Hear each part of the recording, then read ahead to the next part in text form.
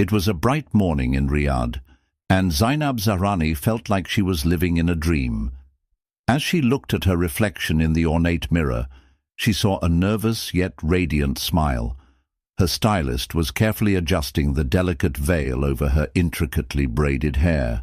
The ceremony was just hours away, and everything, from the hand-embroidered abaya to the fresh jasmine flowers decorating the venue, felt like something from a fairy tale. Today will be perfect, she thought. Her best friend, Fatima, entered the room with a steaming cup of kahwa in her hands. "Leah, this is your day. Don't let anything or anyone ruin it," Fatima said, gently holding Layla's trembling hands to comfort her. But just as the peaceful moment settled, Khalid's mother, Fatima al-Hussein, barged in unannounced. She wore an outfit much too extravagant for the occasion. Fatima had a disapproving air about her, her sharp eyes scanning Leela from head to toe. "That's the dress you chose. I thought it would be something more fitting for the occasion," she said with a smile that didn't reach her eyes. Layla felt the sting of the comment, but she kept her calm. She had dealt with Fatima's subtle jabs ever since her relationship with Yasir started, but she never expected to face them on her wedding day. Fatima, always ready to defend her friend, stepped in. "She looks breathtaking, doesn't she? This is a custom design, not one of those dresses you find at the souk," she said with a challenging smile. Fatima's expression tightened, but she didn't respond. With a dramatic turn, she left the room, leaving behind an uncomfortable silence. Hours later, the ceremony began. Layla was stunning as she walked down the aisle, but Khalid seemed distant. During the vows, he avoided looking at her and kept checking his phone. The buzzing notifications seemed to matter more than the woman standing before him, pledging her love and loyalty. The reception was no better. Fatima made sure to whisper critical comments about Layla's guests, calling them loud and unsophisticated. Yasir, instead of standing up for his new bride, either stayed quiet or laughed nervously to ease the tension. The breaking point came when Maram, holding a glass of sparkling juice, stood to make a toast. What started as kind words quickly turned into a public insult. "Yasir, my dear, you've always had a generous heart. I hope this marriage brings you everything you dream of, though some dreams don't always turn out as we hope," she said, her eyes focused on Layla. A thick silence filled the room. Before Layla could react, a commotion erupted behind her. She turned around to see Khalid in a heated argument with Fatima. She was shouting at him, urging him to stand up for Layla. "Yasir, stand up for her!" Fatima screamed. The room fell silent as Khalid, in a fit of rage, slapped Layla across the face. The physical pain was small, but the emotional hurt was overwhelming. Layla stumbled, but stood tall as the room gasped and murmured in shock. "This is over," she said, her voice strong and determined. Without waiting for a reply, she removed her wedding ring and threw it onto the table. All eyes were on her as she walked out with dignity, leaving behind whispers and stunned faces. Outside, Fatima caught up with her and wrapped her in a supportive embrace as tears began to flow. That night, Layla made a decision. She would never let anyone humiliate her or make her feel less than she deserved again. "This isn't the end, Leah," Fatima said, holding her tightly. "It's just the beginning of something better." Layla nodded, wiping her tears. Although she was broken, a spark of determination started to grow inside her. She was ready to rebuild herself. Later that evening, Layla found comfort in a small but cozy apartment, filled with photos from her and Maram's shared memories and travels. It felt warm and safe. Sitting on the plush sofa with a cup of mint tea she barely touched, Layla replayed the events of the day in her mind. Every insult, every cold glance, and most of all, Yasir's slap haunted her. "Leah, do you want to talk about it?" Fatima softly asked, handing Zainab a warm blanket. Zainab shook her head, but her eyes showed the storm of emotions she was struggling to hide. After a long silence, she finally spoke. "How did I end up here, Fatima? I thought he was different, that he loved me. But he let his mother insult me, and what he did—" Her voice cracked with pain. Fatima put her hand on her friend's shoulder. "He's a coward, Leah, but you're not. This might be the worst night of your life, but it could also be the start of something new. Tomorrow, we'll go together to get your things. You're not alone." Leah nodded, feeling grateful for Fatima's support, but fear and uncertainty gnawed at her. How would she face Yasir and Fatima the next day? How could she start over after putting so much into the relationship? The next morning, after a sleepless night, Leah and Fatima drove to the apartment she had shared with Yasir. With the help of Samir, Leah's older brother, they planned to gather her things quickly before Yasir returned from work. "Are you sure you want to do this now? We could wait," Samir asked as he parked his car outside the building. Leah took a deep breath, her decision firm. "I need to do this now," she replied, stepping into the apartment. The familiar atmosphere hit her like a wave. The framed photos of their shared adventures still hung on the walls. The faint scent of his cologne lingered, and the echoes of their recent arguments seemed to fill the space. Fatima didn't waste time. She grabbed boxes from Samir's car and started packing up Leah's clothes and personal items, while Leah stood frozen in the middle of the living room. "Leah, don't look back. Just pack what you need. This place doesn't deserve your tears," Fatima said firmly. Suddenly the door slammed open. Yasir had come back earlier than expected. His face showed the signs of a hangover, twisted with fury. When he saw Leah and her friends, he yelled, "What the hell is going on here?" as he slammed the door behind him.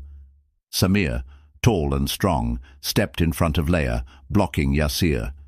"She's here to collect her things. Don't make this harder than it already is," Samir said calmly, but his voice held a warning. Ignoring Samir, Yasir turned his attention to Leah.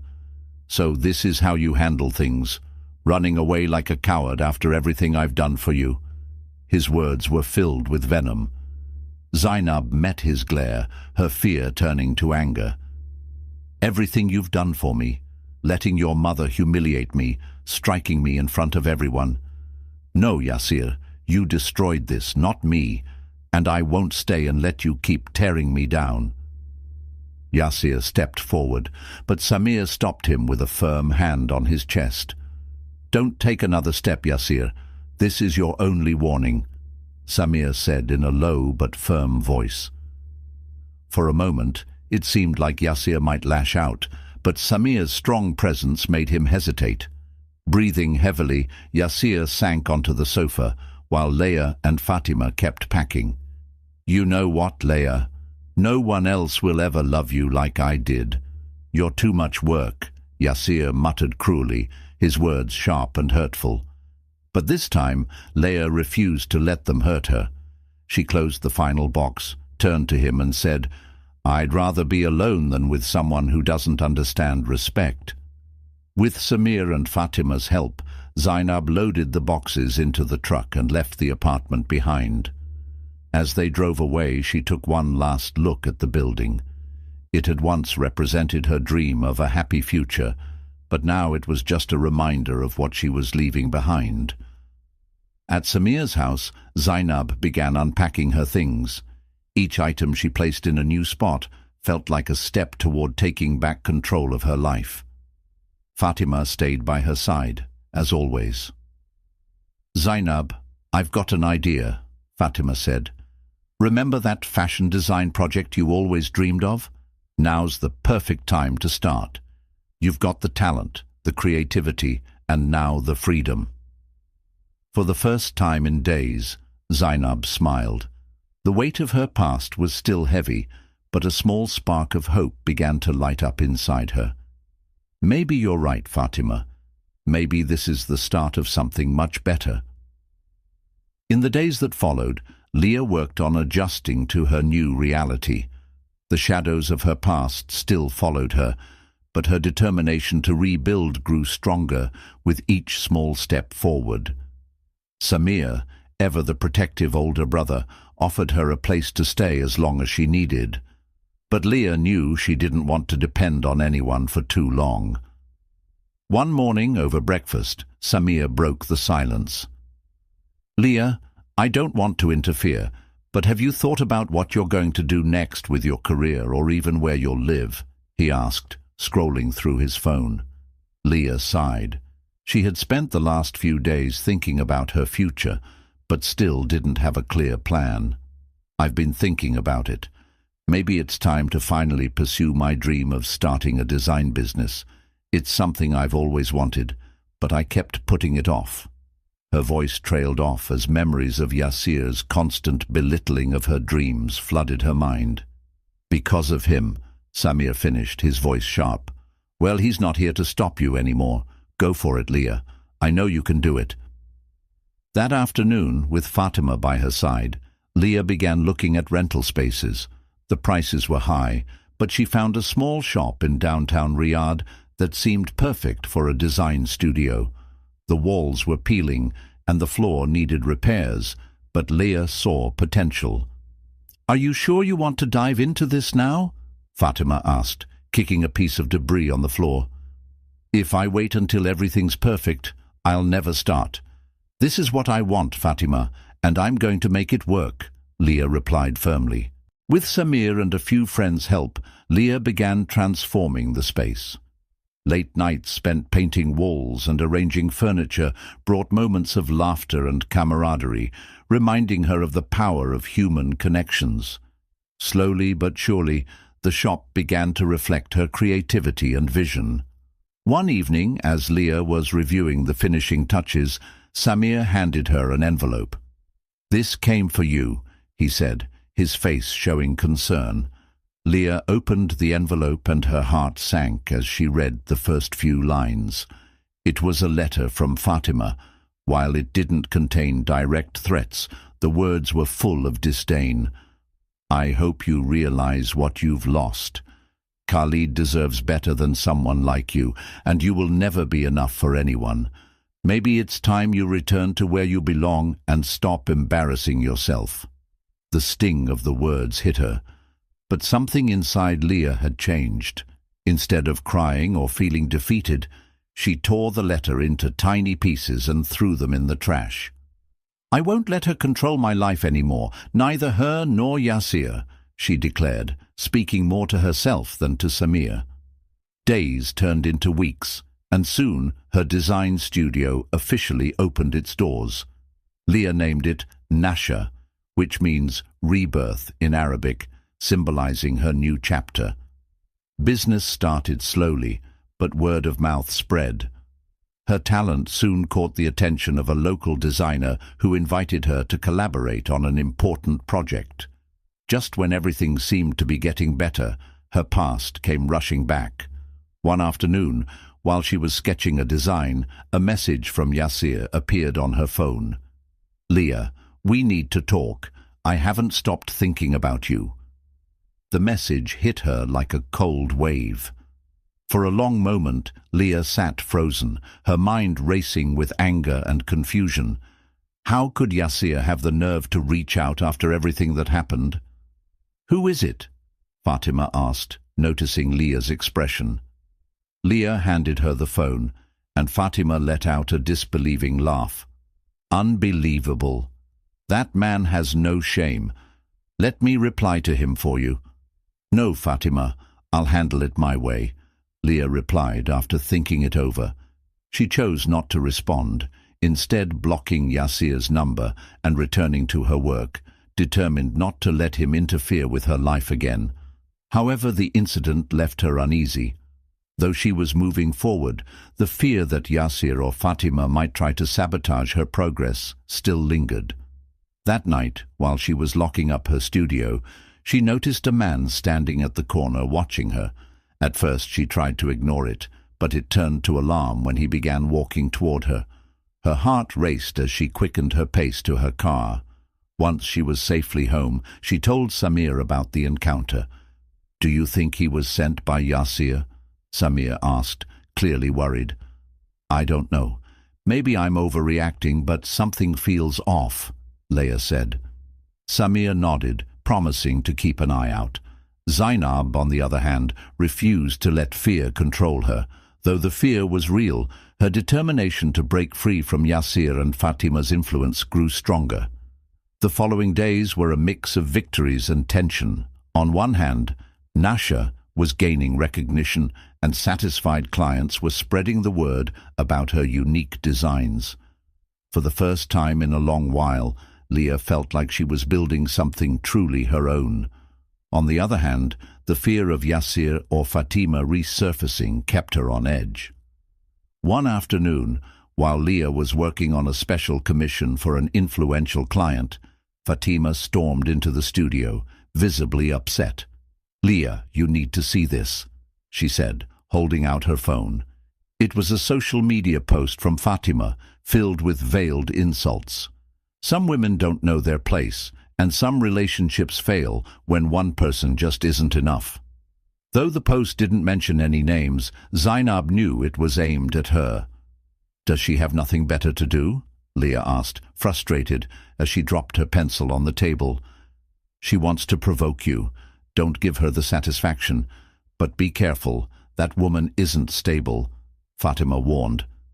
Zainab knew Fatima was right, but she refused to live in fear. That evening, as she was closing the studio, she noticed an envelope slipped under the door. Inside was a torn photograph from her wedding and a handwritten note. "Don't think you can escape your place." The shock hit her immediately. Leah's hands trembled as she held the photo. Her mind raced with questions. Was it Khalid, Fatima, or someone else working for them? At home, both Fatima and Samir urged her to report the incident to the police. "This isn't just manipulation anymore. It's harassment, Leah. You can't ignore it," Samir said, clearly upset. Reluctantly, Leah agreed.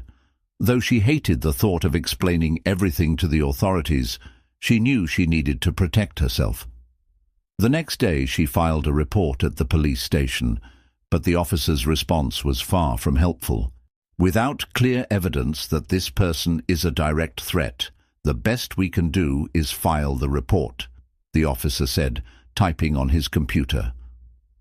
Leah left the station feeling helpless, but also more determined not to let fear control her life. A few days later, something unexpected happened.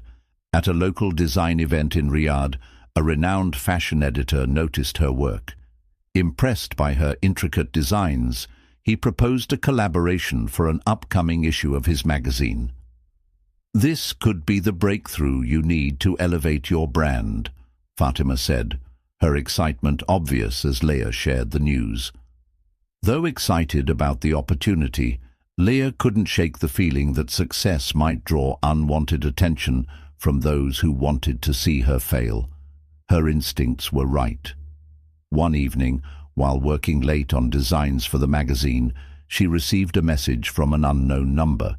She opened it to find a photo of her studio, taken from outside, along with a chilling message: "Be careful what you wish for." The fear that gripped her was suffocating, but this time Leah refused to stay silent. She immediately called Samir, who arrived at the studio within minutes. "We're setting up security cameras. If they're trying to intimidate you, they'll regret it," Samir said firmly as he inspected the entrances. By the next day, the cameras were installed, offering a small sense of relief. Still, the feeling of being watched lingered. Whenever she walked through the crowded streets of Riyadh, she couldn't shake the feeling that someone was watching her. Shadows that seemed to disappear whenever she looked. One afternoon, while reviewing the security footage, she noticed something unsettling: a man in a dark cap, loitering outside her studio. He didn't try to enter, but his actions seemed suspicious. Leah took the footage to the police, hoping for more action this time. "This is more concrete. We'll investigate, but we advise you to stay cautious," the officer said. Have you noticed anything else unusual recently? Yes, Leah replied, her voice trembling. I feel like someone is following me, but I can't figure out who. That evening, as she discussed her worries over dinner with Samir and Fatima, she tried to make sense of it all. Why would someone want to harm me? How far are they willing to go? She wondered aloud. Leah, maybe it's time to consider hiring private security, at least until we figure out who's behind this, Samir suggested, though he seemed hesitant. Leah knew he was right. Private security would be expensive, but her peace of mind was priceless. Within days, a security guard began patrolling her studio and Samir's home. Though the guard's presence gave her some comfort, Zainab still couldn't shake the feeling that the danger was closer than she realized. The decision to hire private security brought some temporary relief. The guard's presence seemed enough to prevent any immediate threats, but the fear didn't go away. Long nights at Samir's house became a struggle with insomnia, as every creak of the floorboards or whisper of the wind put her on edge. One night, while she was sketching designs in her room, Samir entered with a serious expression. I just spoke to the guard. He saw someone lurking near the house earlier, but when he went to check, no one was there. Zainab's face tightened. The thought of someone being so close was chilling. Do you think it could be Khalid? She whispered. I don't know, Leah, but whoever it is, we'll find them, Samir said, leaning down to give her hand a reassuring squeeze. You're not alone. The next day at the studio, things seemed to return to normal. Clients visited, orders came in, and for a brief moment, Leah allowed herself to focus on her work. But that peace shattered when a stranger walked into the store. He was casually dressed, his face partly hidden by a cap. He seemed uneasy, scanning the room as though he was searching for something or someone. Can I help you? Leah asked from behind the counter, trying to sound professional despite the knot forming in her stomach. The man didn't reply right away. Instead, he approached the counter slowly and placed both hands on the surface. Are you Zainab? The man asked in a low, almost threatening tone. Zainab swallowed hard, but her voice stayed steady. Yes. What do you need? She replied firmly. The man stared at her for what felt like forever before pulling an envelope from his pocket and placing it in front of her. Leah waited until he was out of sight before cautiously opening it. Inside was a handwritten note. Leah, stop what you're doing before things get worse for you. This isn't a warning, it's a promise. Her hands shook as she held the letter, fear gripping her chest. Without wasting a second, she called Samir and Fatima. This has gone too far. I can't handle this anymore, she said, showing them the letter. When they arrived at the studio, Fatima, always bold, grabbed the letter and tore it into pieces. Zainab, you can't let them scare you. That's exactly what they want, Fatima said firmly, though the worry in her eyes showed. Samir, always the protector, decided to take more drastic measures. He installed extra locks on the studio door and started escorting Leah whenever she went out. Though these actions made her feel a little safer, the feeling of being watched never went away. That evening, as the three of them sat down for dinner, Leah's phone buzzed. The message she received froze her in place. It was a photo taken from outside her house, showing her, Samir, and Fatima sitting at the table. The text read, "Do you really think you're safe?" For a moment, terror paralyzed her, but Samir reacted quickly. He grabbed her phone and immediately called the police. This isn't just harassment anymore. This is a direct threat, he said, holding back his anger as he spoke to the officers. Despite the officers' assurances that they would investigate, Leah knew she couldn't rely only on the police. That night, as she lay in bed, sleep wouldn't come. Her mind raced with questions. Who could be behind this? Khalid, Fatima, or someone else with darker intentions? The next day, as Leah worked in her studio, An unexpected visitor arrived. It was Khalid. The tension in the room was immediate.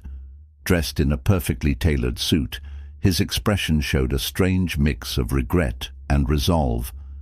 Leah's emotions churned between anger and fear as she faced him. "What are you doing here?" she demanded, her voice sharp. Khalid raised his hands in a pleading gesture. "I just want to talk, Leah. Please, hear me out." "Talk? After everything you've done? I don't think there's anything left to discuss," she replied, her voice steady, though her heart pounded wildly. "I know I made mistakes, Zainab. I've been thinking about us, and I want to make things right," he said, stepping closer to her. Leah instinctively backed away. "Make things right? Do you think a few sweet words can erase what you did?" she said, her voice cracking slightly, but she held back her tears. Before Khalid could respond, Samir entered the studio. His protective instincts kicked in. "What are you doing here, Khalid?" he demanded, stepping between him and Leah. Khalid's hands went up again, this time in surrender. "I just wanted to talk, but clearly I'm not welcome," he said, then turned to Leah one last time. "This isn't over, Leah," he added before leaving. His words left a chilling feeling in the air. Samir slammed the door shut and turned to his sister. "That's enough, Leah. We need to make sure he doesn't bother you again." That night, Zainab made a firm decision. Not only would she protect herself, but she would confront whoever was behind these threats, no matter the consequences. As she sat with Fatima and Samir in the kitchen, her resolve grew stronger. "I won't let Yasir, Fatima, or anyone else take away everything I've built. But I also can't keep living in fear," she said, her voice steady and determined. "Then we need a plan," Fatima said, crossing her arms thoughtfully. "First, we'll make sure your security is solid. We already have cameras, but we should add more. We'll also consult a lawyer in case this escalates. And even if the police aren't fully reliable, we need to keep them informed." Leah nodded, knowing her friends were right. The next day, they met with a lawyer. He was an older, composed man with a calming presence. He listened carefully as Leah told her story. "Leah, what you're describing qualifies as harassment and direct threats. We can file for a restraining order against Khalid and his family, but I'll need solid evidence to support the case," he said, adjusting his glasses. Leah handed over the photos, messages and footage from the security cameras, hoping it would be enough. "With this, we can start building a case, but keep in mind, this process will take time. In the meantime, focus on staying safe," the lawyer advised. While the meeting brought a little relief, Zainab knew the road ahead would be long and uncertain. That night, as she reviewed the security footage on her phone, something unusual caught her eye. A shadowy figure briefly appeared outside the studio and then vanished into the darkness. Without hesitation, Leah called Samir, who arrived shortly with the security guard. Together, they reviewed the surveillance footage carefully and discovered that the intruder had been outside for at least 15 minutes, walking around the building as if looking for a way in.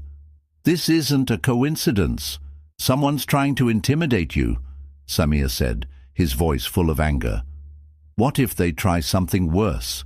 Leah asked, feeling a tight knot in her stomach. Samir didn't answer right away, but the look in his eyes said everything. They were dealing with someone who wouldn't back down easily.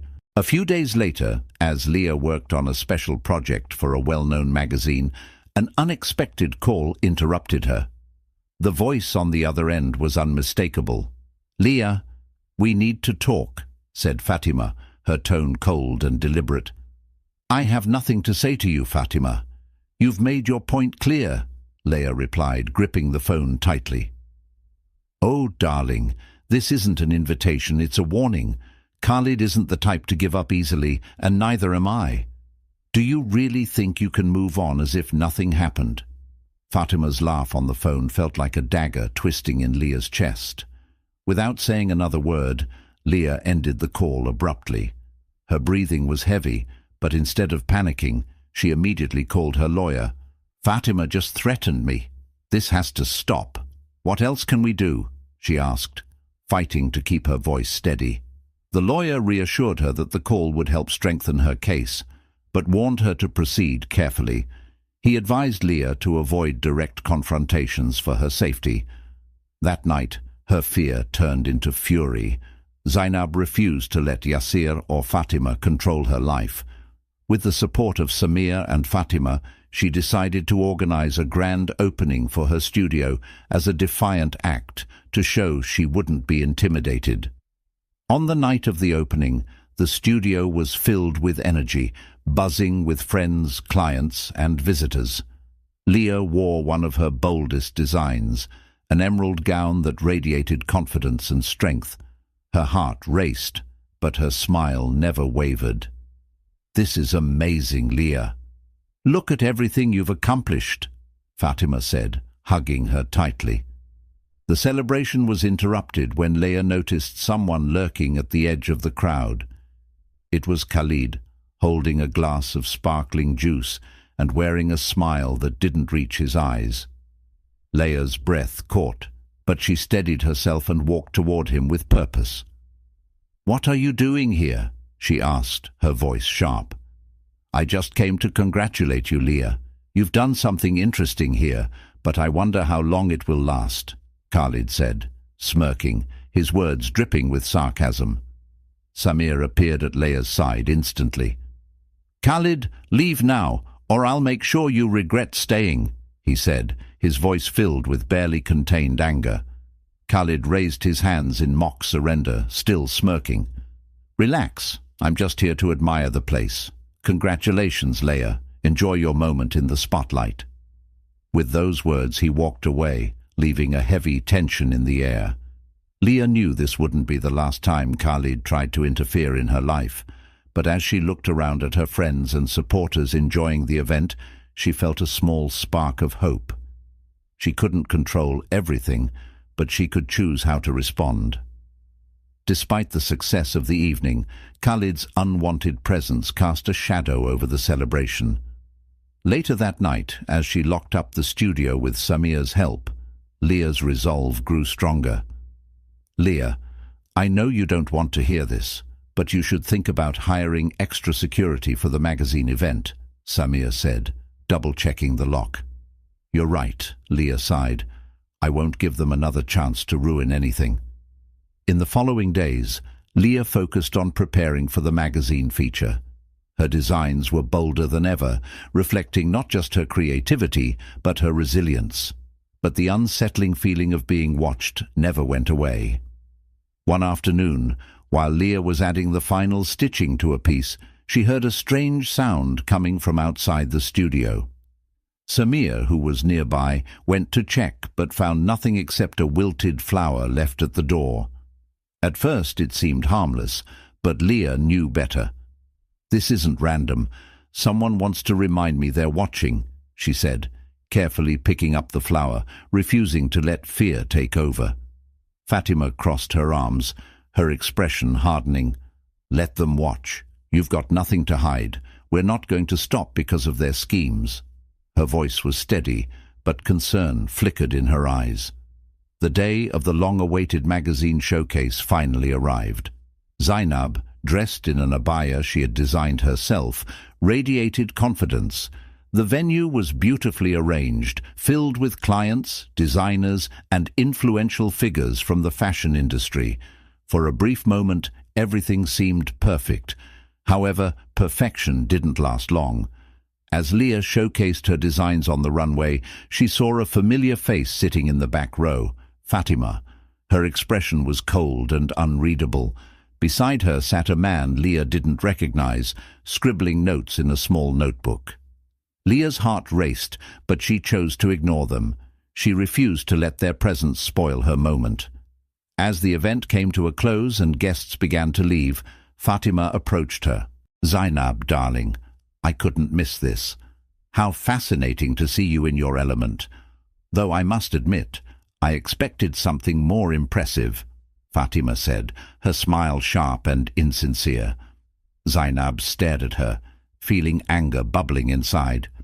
"Fatima, you have no business being here. If you think you can intimidate me, you're wasting your time," she said, her voice steady, though her anger was clear. Fatima chuckled softly, as if Leah's words meant nothing. "Don't misunderstand me. I'm only here to observe, but here's a piece of advice for you. Don't get your hopes up. This little success won't last." Before Leah could respond, her brother Samir appeared at her side. "It's time for you to leave, Fatima. You've said enough," he said firmly, his posture making it clear that he wouldn't tolerate any more disrespect. Fatima hesitated, but eventually turned and walked away, throwing one last disdainful look over her shoulder.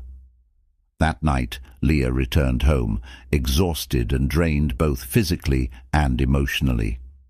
Despite the professional success of the event, Fatima's presence and the mysterious man by her side left an unpleasant feeling.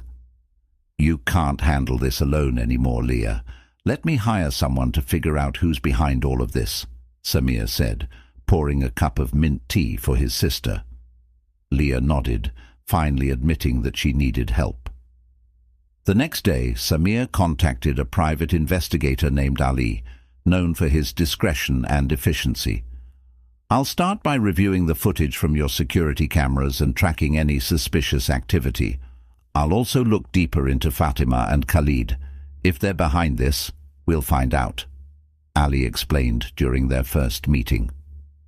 Though Leah was still filled with fear and uncertainty, knowing someone was actively working to uncover the truth gave her some relief. A few days later, Ali returned with his findings. He had identified the man accompanying Fatima at the event. He was a known associate of Yasir with a history of intimidation and blackmail.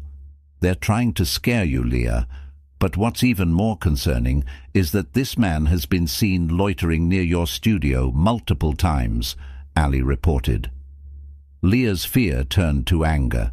They weren't just trying to sabotage her career, they were threatening her safety. "They won't win. If they want a fight, they'll get one," she said, her voice filled with determination. That night, as she worked on her sketches at home, a realization hit her. For too long, she had let others control her life. Now it was time to take control. With Ali's information in hand, Leah made the decision to act. The fear that had once held her back now fueled her resolve. She knew she couldn't confront Fatima and Yasir recklessly. She had to be smart about it. The next morning, she sat down with Samir and Fatima to make a plan. "First, let's make sure they can't come near you again. If Ali has enough evidence, we can push for a restraining order," Samir said, reviewing legal documents. "And second, you need to expose them. Show them you're not afraid to fight back," Fatima added, her straightforwardness always giving Leah strength. Leah nodded. Although the idea of going public was hard to accept, she knew staying silent would only empower them. A few days later, Rashid, her legal counsel, arranged a meeting with Leah and her attorney. He had uncovered new information that not only strengthened their case, but also revealed something even more troubling. "We've discovered that Fatima is using her network of influential contacts to stall the investigation. She's leveraging people in powerful positions who could interfere with the case," he explained gravely. Leah felt a surge of anger. "What can I do to stop this? I can't let them get away with this. We need to bring this to the public's attention. If people know what's happening, it will be much harder for Fatima to manipulate the system," Rashid advised. The lawyer nodded in agreement. "You've already given one interview, but it might be time to take an even bigger step." Leah understood the risks of exposing herself further, but she knew it was necessary. With Rashid and Fatima's help, she organized a press conference. The event was held in her art studio, surrounded by friends, clients, and reporters. "I'm here today to speak out, not just about what I've endured, but about what so many people endure in silence," harassment, intimidation, and abuse of power. No one should have to live in fear, and today I say enough." Leah's words were firm, and the cameras captured every moment. The press conference had an immediate effect. Journalists began digging into Fatima and Khalid's actions, and public pressure increased. Messages of support flooded in, though Leah knew this newfound attention could lead to retaliation.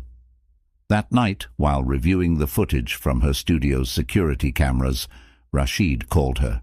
His voice was tense. "Leah, you need to hear this." He had intercepted a phone call between Fatima and Khalid. In the recording, Fatima discussed a plan to discredit Leah and, if needed, resort to violence to silence her.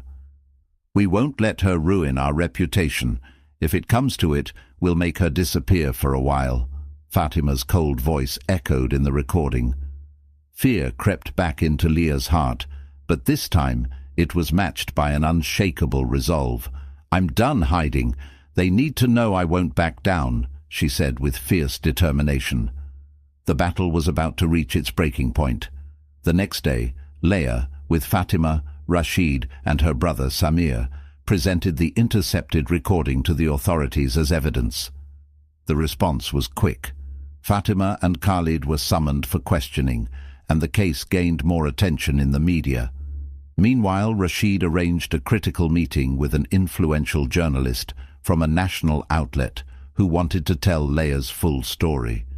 Though Leah knew this would push her further into the spotlight, she understood it was the best way to ensure Fatima and Khalid couldn't twist the story. The interview took place in Leah's studio, now secured with extra security. The journalist, a calm woman with sharp eyes, began by asking about Leah's career before moving on to the darker parts of her story. "Leah, you've spoken about the harassment you've faced. How has this affected your personal and professional life?" the journalist asked, holding the microphone close. Leah took a deep breath before answering. "It's been devastating. I've lost countless nights of sleep.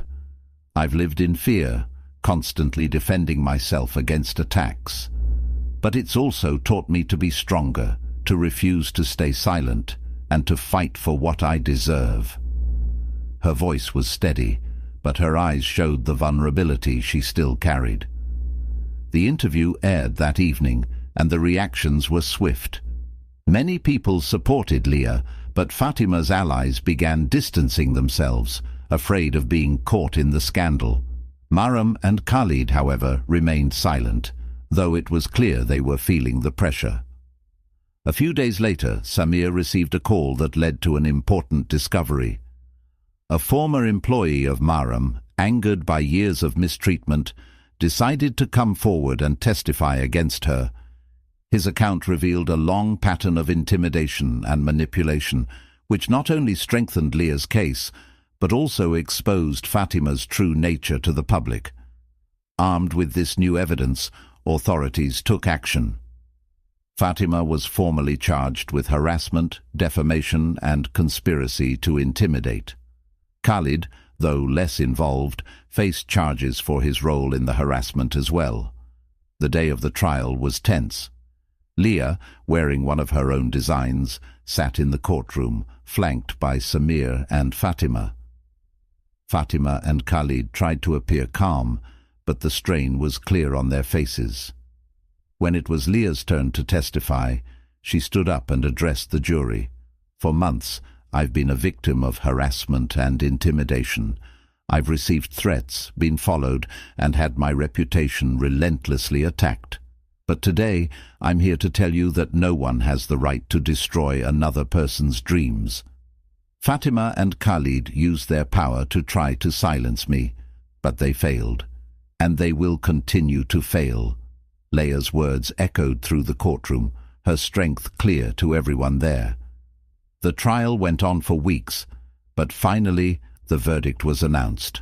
Fatima was found guilty on all charges and sentenced to several years in prison. Khalid received a lighter sentence, but it was enough to ensure he would no longer have a place in Leah's life. As Leah left the courthouse, She was greeted by a crowd of friends, clients and supporters who were inspired by her strength. Though the battle had been long and difficult, she had achieved something far greater than just justice. She had shown that fear should never be stronger than determination. In the months that followed, Leah's life began to rebuild. Her design studio became a symbol of resilience, and her work received even more recognition. Most importantly, Leah rediscovered her self-worth and her ability to shape her own future. One evening, as she watched the sunset from the balcony of her new home, Fatima and Samir joined her, holding a bottle of sparkling pomegranate juice. "Leah, you did it. You've shown the world that nothing and no one can hold you back," Fatima said, raising her glass. Leah smiled, her heart full of gratitude. "I didn't do it alone, but I learned one thing. Sometimes the darkest moments lead us to discover our brightest light." Thank you for staying with us through Leah's journey of strength and rediscovery. Her story is a reminder that even in the face of betrayal and heartbreak, we have the strength to rebuild and chase the dreams we once thought were out of reach. What would you do if you were in Leah's shoes? Share your thoughts in the comments below, and let's talk about courage, self-worth, and new beginnings. If this story moved you, don't forget to hit the like button, subscribe to our channel, and turn on the notification bell so you never miss another inspiring story. Together, we can explore more stories that touch the heart and inspire the soul.